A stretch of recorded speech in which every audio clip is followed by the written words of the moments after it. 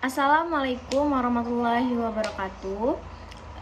Sebelumnya perkenalkan, nama saya Dita Meidiana, NIM B1B1220075, Prodi Ilmu Pemerintahan, Fakultas Hukum Universitas Jambi. Di sini saya ingin memenuhi salah satu mata kuliah, yaitu manajemen konflik, dengan menjelaskan materi yaitu konflik organisasi, terkait analisis dan juga solusi dari suatu permasalahan. Baik, di sini saya itu akan menjelaskan beberapa submateri. Yang pertama itu ada pengertian konflik organisasi, yang kedua itu pengertian konflik antar lembaga pemerintahan, baik itu secara vertikal dan secara horizontal. Yang ketiga itu contoh konflik aktual antar lembaga pemerintahan. Yang keempat itu latar belakang konflik. Yang kelima itu identifikasi jenis konflik, baik vertikal atau horizontal. Dan yang terakhir itu ada faktor penyebab konflik serta dampak dan kesimpulan yang saya buat. Baik, di sini kita langsung saja masuk ke materi yang pertama. Materi yang pertama itu terkait pengertian konflik organisasi.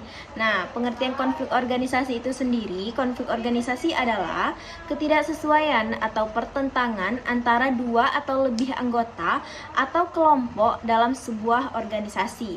Konflik ini muncul karena berbagai faktor, seperti kebutuhan untuk berbagai sumber daya yang terbatas, perbedaan status, tujuan, nilai, atau persepsi antar pihak yang terlibat. Konflik organisasi juga dapat berupa perilaku anggota yang berlawanan satu sama lain dalam upaya mencapai tujuan masing-masing. Nah, selanjutnya itu ada pengertian konflik antar lembaga pemerintahan. Nah, konflik antar lembaga pemerintahan dapat terjadi itu secara vertikal maupun horizontal.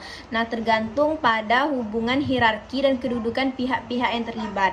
Konflik vertikal sendiri itu adalah pertentangan antara lapisan atau tingkatan yang berbeda dalam struktur hierarki pemerintahan.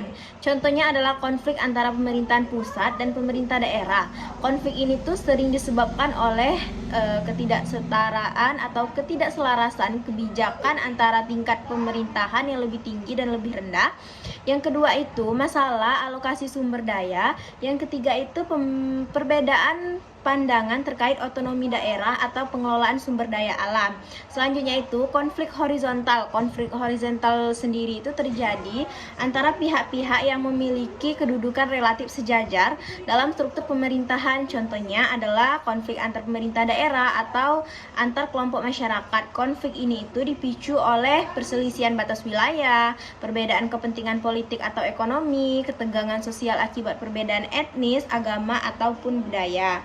Nah, selanjutnya itu kita masuk ke contoh konflik aktual, di mana saya mengambil salah satu konfliknya, yaitu terjadi bentrokan antara TNI dan Polri di Tarakan pada bulan Februari tahun 2025. Dilatar belakangi oleh pada tanggal 24 Februari 2025 kemarin, sekitar 20 anggota TNI Batalion Infanteri 614 Strip Rip menyerang Polres Tarakan yang berada di Kalimantan Utara menggunakan kayu, batu, dan besi. Nah, insiden ini itu dipicu oleh pengeroyokan 5 personel Polres Tarakan terhadap seorang anggota TNI di sebuah kafe pada Sabtu sebelumnya. Nah, serangan balasan TNI menyebabkan 6 polisi luka-luka dan kerusakan fasilitas Polres. Nah, dari konflik ini tuh berjenis konflik yang bersifat horizontal karena terjadi antara dua lembaga pemerintahan setara yang sama-sama berada di bawah kendali eksekutif atau presiden.